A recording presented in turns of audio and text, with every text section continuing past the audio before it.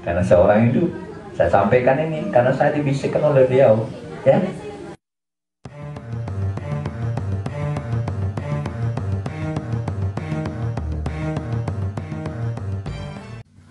Assalamualaikum warahmatullahi wabarakatuh. Sekarang saya ada di Bali, tepatnya di Ubud.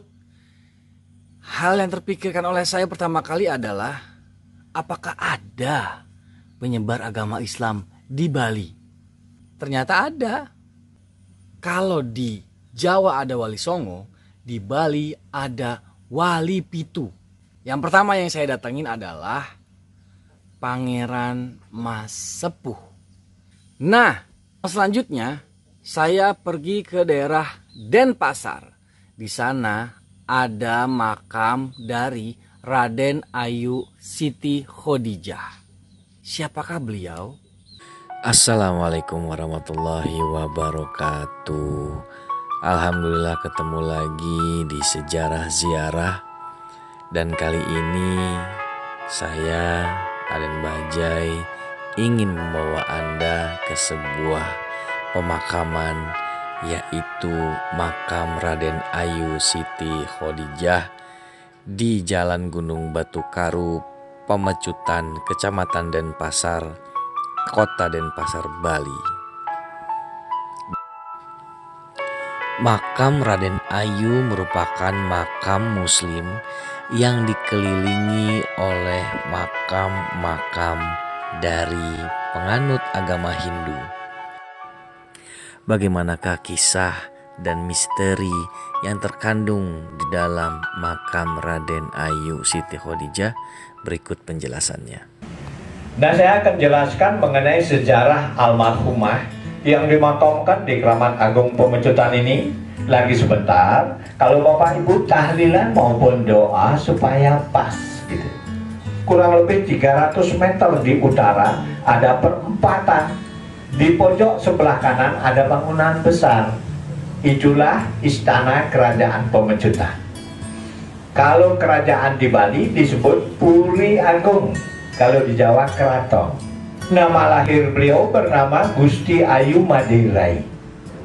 Setelah beliau dewasa, beliau kawin dengan Raja Bangkalan Madura yang bernama Pangeran Cakraningrat keempat.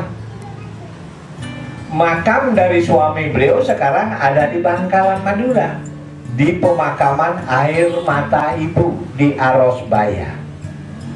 Nah, setelah beliau kawin dengan Pangeran Cakraningrat keempat, beliau memeluk agama Islam sebagai mu'alaf. Nama beliau juga dirubah dari Gusti Ayu Madirai menjadi Raden Ayu Siti Khadijah, gitu ya.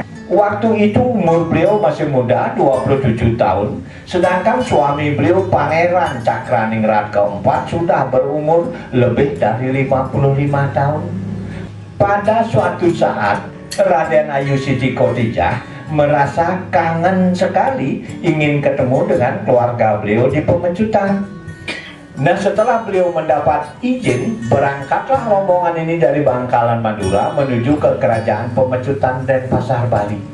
Pada suatu maghrib, Raden Ayu Siti Khadijah sholat maghrib di tempat suci istana. Beliau sholat dengan memakai pakaian muslim, mukena. Beliau sholat menghadap ke barat, ke kiblat. Sedangkan kami di Bali kalau sembahyang menghadap ke timur. Nah, pas waktu beliau sholat maghrib, dilihat oleh seorang patih istana. Dikira Raden Ayu Siti Khadijah sedang melepaskan ilmu hitam. Kalau di Bali, dikira beliau sedang melepaskan ilmu pengeleakan. Nah, apa yang dilihat oleh patih istana dilaporkan kepada ayah beliau raja. Setelah menerima laporan patih, raja murka. Marah besar ayah beliau, diperintahkanlah patih mengajak beliau ke tempat ini. Bapak Ibu, lingkungan ini semua adalah kuburan hidup. Dulu luasnya 11 hektar, tetapi sekarang tinggal 9 hektar karena sudah dijadikan jalan di pinggir-pinggir kuburan. Sesampai di tempat ini, Raden Ayu Siti Khadijah berkata dan berpesan kepada Patih dan pengiring-pengiring beliau. Jadi beliau berkata begini, paman Patih, gitu beliau, saya diajak malam-malam ke tempat ini, saya sudah mempunyai firasat, saya sudah tahu diri saya akan dibunuh, gitu beliau. Perlu paman ketahui bahwa saya tadi di tempat suci istana, saya sedang sembahyang, saya sedang sholat menurut agama yang saya yakini, yang saya anut. Tetapi karena ini perintah dari ayah saya selaku raja dan selaku penguasa, silahkan paman laksanakan perintah ayah saya.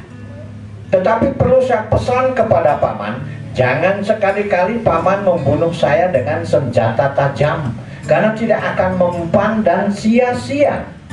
Saya dibekali senjata oleh suami saya, yaitu cucuk konde saya diambil di rambut beliau. Di tusuk konde itu sudah ada sirih yang digulung, diikat dengan benang berwarna 3, putih, merah, dan hitam. Kalau di Bali benang ini bernama benang Tridatu. Lagi sebentar senjata ini pakai paman lempar nanti dada saya, gitu beliau.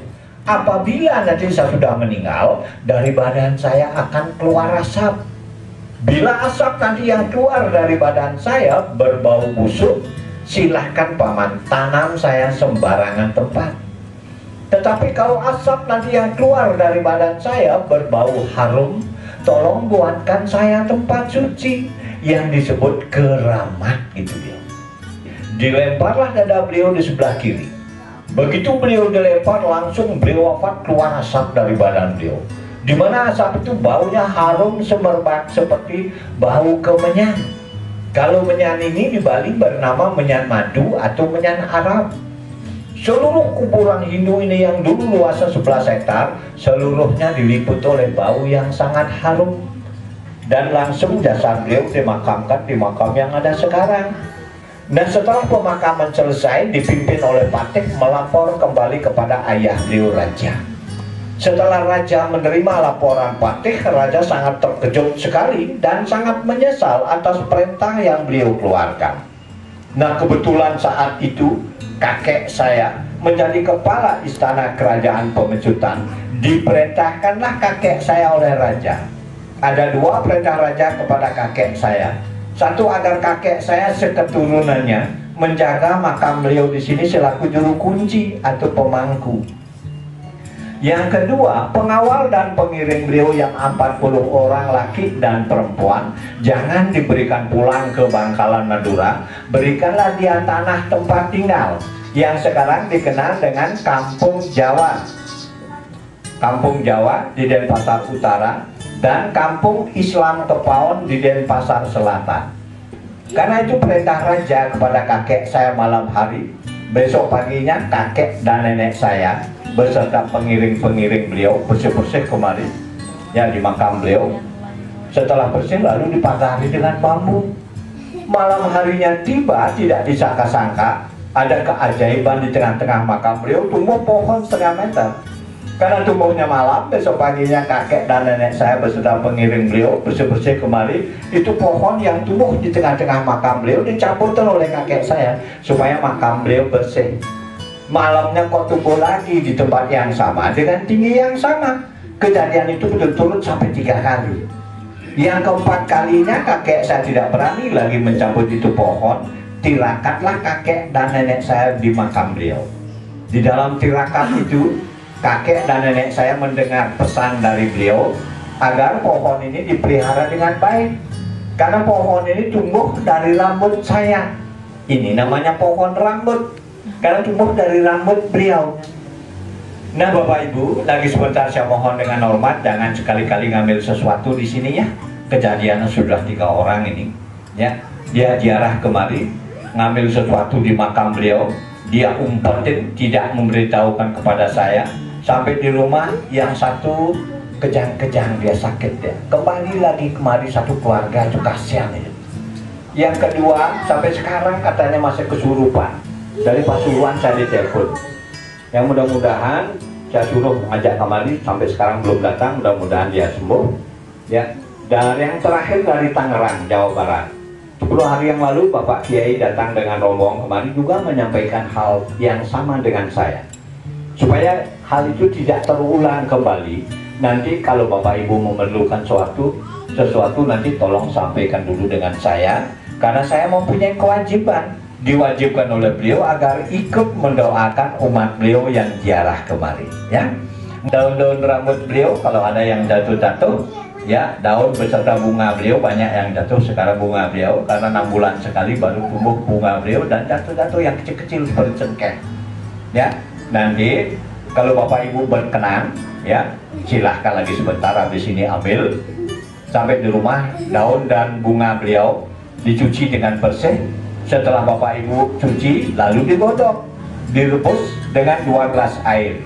Nah setelah Bapak Ibu rebus dengan matang, tinggal 1 gelas itu disaring, didinginkan dulu sebelum Bapak Ibu minum, berdoa dan mohon kepada Allah Subhanahu wa Ta'ala.